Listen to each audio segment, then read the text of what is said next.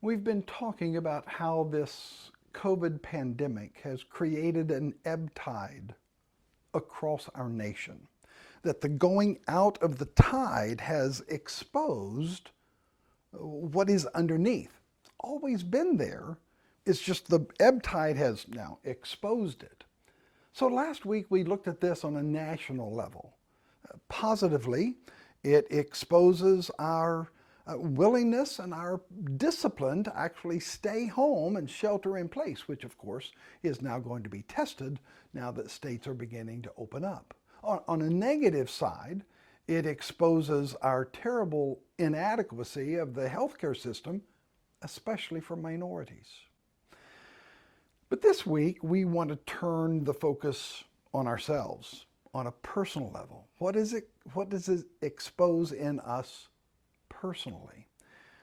Just a thought, this might be a good place to shut down the video and keep scrolling down your page because it's going to get worse before it gets better. Still with me?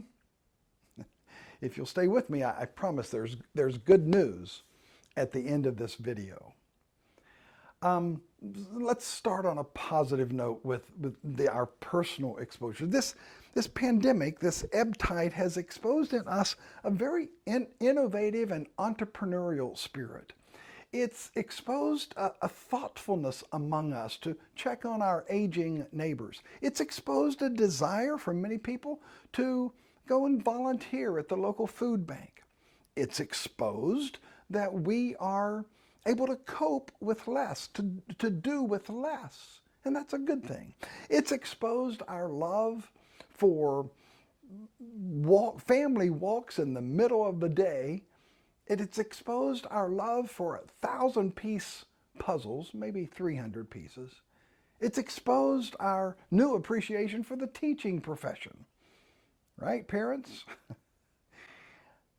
But then on a negative side, this ebb tide has exposed within us a fragileness.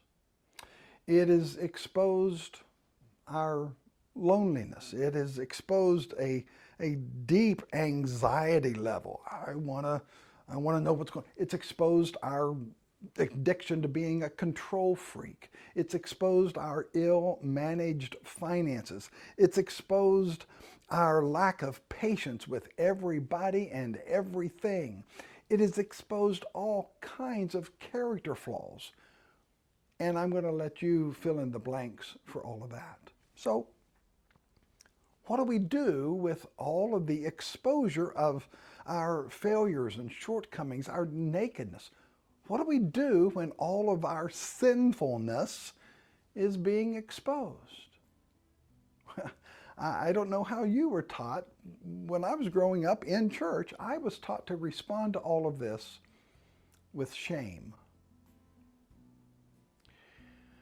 I mean, I could store up enough shame from looking at one inappropriate magazine, enough shame to last me 6 months worth of sermons and trips to church. It didn't matter what the preacher was preaching. I had enough shame inside of me that open the altar, the tide ebbs, I'm exposed, I hit the altar, God, I'm a failure, God, I'm ashamed, God, I'm sorry, and then you lather, rinse, and repeat. I'm wondering if this exposure, instead of exposing our shame and failure, I wonder if the exposing could produce within us a confession. That we confess this exposure. God, we confess to you, I confess to you how fragile I am. We confess, God, how lonely we feel. I confess to you my lack of patience with anybody and everybody. I confess to you my bitterness. I confess to you my desire to just have a control freak attitude toward everything. I confess to you the character flaws that are now being exposed. Instead of being ashamed of who we are, we need to confess who we are and acknowledge how much and how desperately we need God. Doesn't that feel better than shame?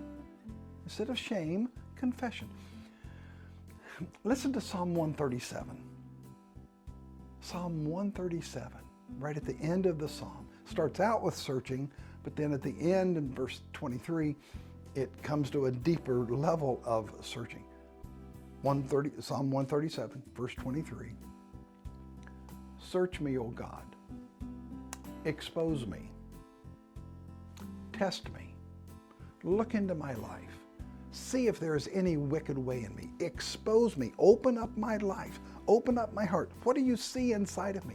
And for what purpose? What is the purpose of this exposure? What is the purpose of this searching?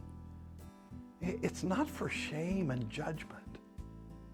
The purpose is for confession and transformation. Search me. Expose me. Not to shame me, not to judge me, but to lead me in the way everlasting. And so we look at Jesus and we look at ourselves and we confess the difference. That's good news, folks. That's good news. When our exposure and our confession leads us closer to a dependence on God, that's a good thing. Thanks again for the privilege of your time. You are in my prayers. God bless.